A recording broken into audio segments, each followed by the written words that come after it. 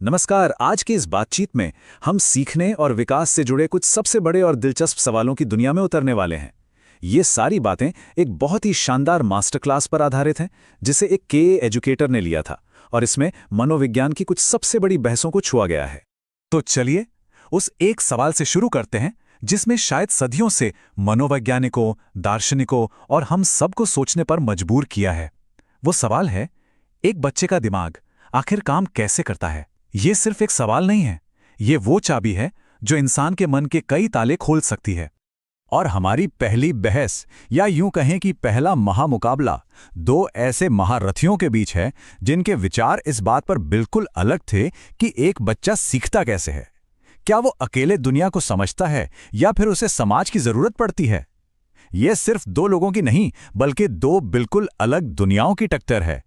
तो देखिए, एक तरफ हैं जीन पियाजे। वो कहते हैं कि बच्चा एक नन्हा वैज्ञानिक है जो अपने छोटे छोटे प्रयोगों से, चीज़ों को छूकर, तोड़कर, जोड़कर खुद ही दुनिया के नियम सीखता है। लेकिन दूसरी तरफ लेव वाइगोत्स्की कहते हैं, रुकिए, बच्चा अकेला नहीं है।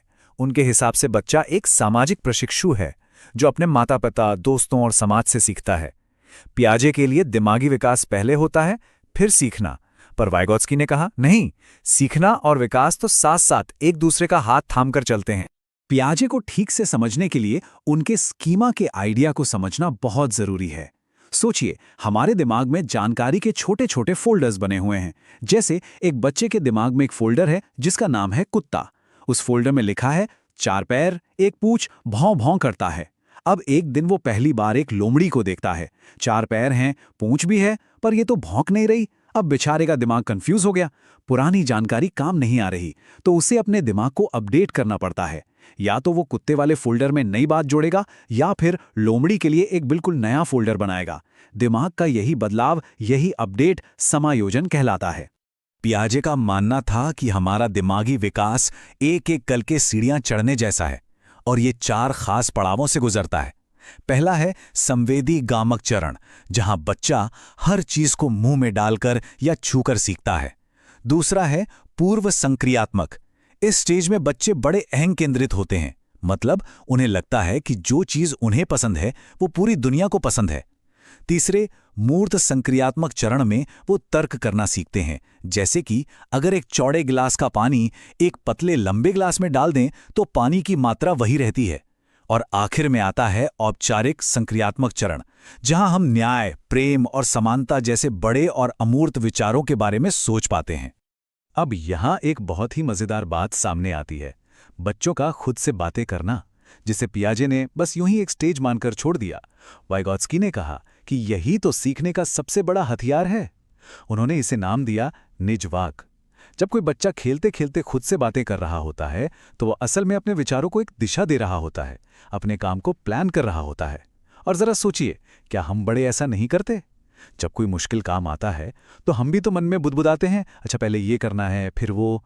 ये वही निजवाक है जो मुश्किल विचारों को सुलझाने में हमारी मदद करता है।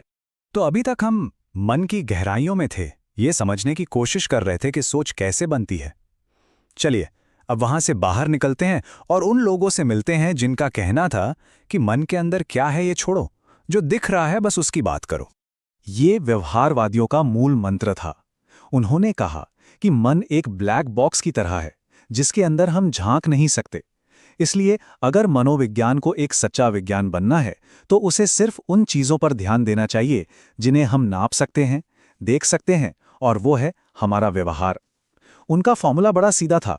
एक बाहरी एक्शन होता है जिसे उद्दीपक कहते हैं, और उसके जवाब में हम एक रिएक्शन देते हैं जिसे अनुक्रिया कहते हैं। बस मनोविज्ञान इसी का अध्ययन है। इस विचार को साबित करने के लिए थॉर्नडाइक ने एक बहुत ही मशहूर प्रयोग किया। उन्होंने एक भूखी बिल्ली को एक ऐसे बॉक्स में बंद कर दिया जिसका दरवाजा एक लीवर दबाने से खुलता था। बाहर उन्होंने मछली रख दी। बेचारी बिल्ली ने बाहर निकलने के लिए बहुत हाथ पैर मारे, इधर उधर पंजा मारा, और गलती से उसका पंजा लीवर पर पड़ गया। दरवाजा खुल गया। कुछ और कोशिशों के बाद बिल्ली समझ गई कि सीधे लीवर दबाना है। यही है प्रयास एवं त्रुटि का सिद्धांत। जिस काम का नतीजा अच्छा मिलता है हम उसे दोहराना सीख जाते हैं। इसी कहानी में अगला नाम आता है इवान पावलोव का, जिनका प्रयोग तो और भी ज्यादा मशहूर हुआ। उन्होंने एक बहुत ही सामान्य बात देखी, कुत्तों के सामने खाना रखने पर उनके मुंह में लार आ जाती है, ये तो प्राकृतिक है। फिर उन्होंने एक छोटा सा बदलाव किया। हर बार खाना देने से ठीक पहले वो एक घंटी बजाने लगे। कुछ दिनों तक ऐसा करने के बाद एक कमाल की चीज हुई। अब खाना सामने न भी हो तो भी सिर्फ घंटी की आवाज सुनकर ही कुत्ते के मुंह से लार टपकने लगती थी। उसके दिमाग ने घंटी की आवाज और खाने के बीच एक मजबूत रिश्ता बना लिया था। लेकिन फिर B.F. स्किनर आए और उन्होंने इस कहानी में एक नया मोड़ ला दिया। उन्होंने कहा कि हम पैवलोव के कुत्ते की तरह बस इंतजार नहीं करते, हम अपने आसपास की दुनिया पर खुद एक्शन लेते हैं। उन्होंने एक स्किनर बॉक्स बनाया जिसमें एक चूहा था। चूहा बॉक्स में घूमता है और खुद एक लीवर दबाता है, और ऐसा करने पर उसे इनाम में खाना मिलता है। ये इनाम उसके लीवर दबाने के व्यवहार को और पक्का कर देता है। यहां देखिए फर्क कितना बड़ा है।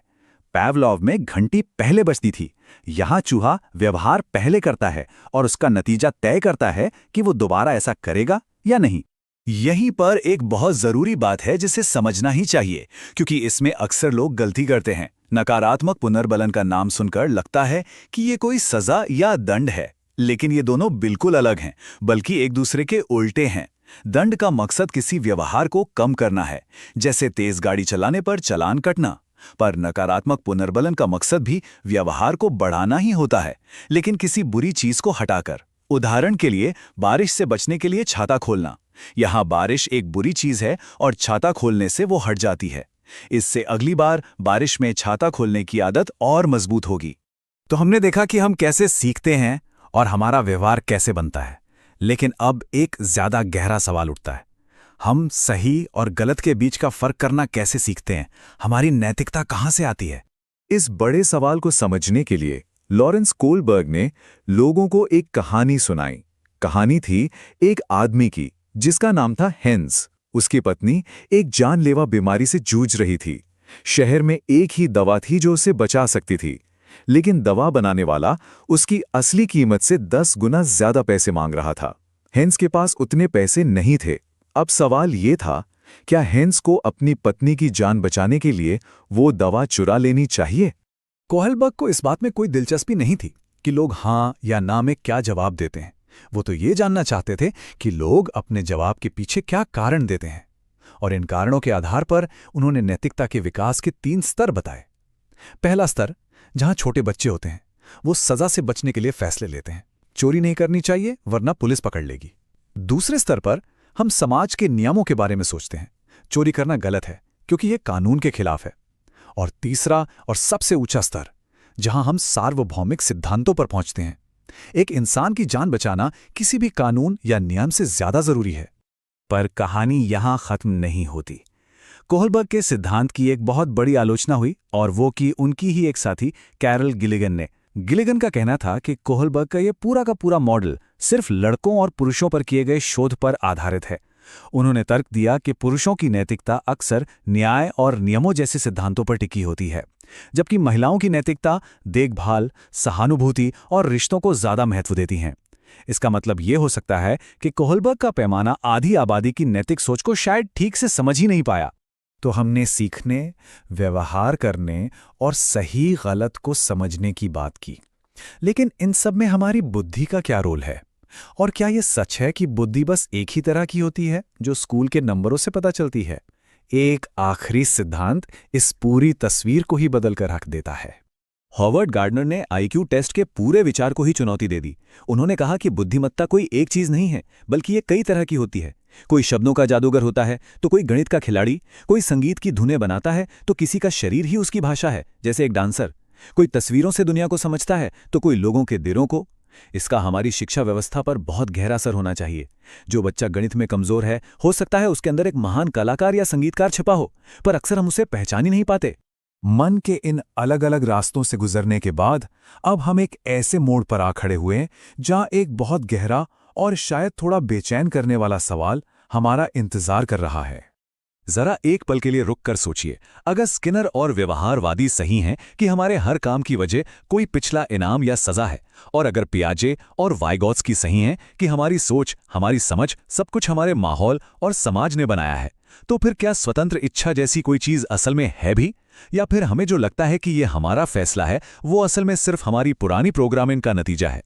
क्या हम वाकई अपनी कहानी खुद लिख रहे हैं या हम बस अपने माहौल और अनुभवों की लिखी एक कहानी के किरदार हैं? ये एक ऐसा सवाल है जिसका कोई आसान जवाब नहीं है। इन सिद्धांतों को सिर्फ परीक्षा के लिए याद मत कीजिए, इन्हें महसूस कीजिए और इस पर गहराई से सोचिए कि इनका हमारी अपनी जिंदगी के लिए क्या मतलब है। सीखते रहिए।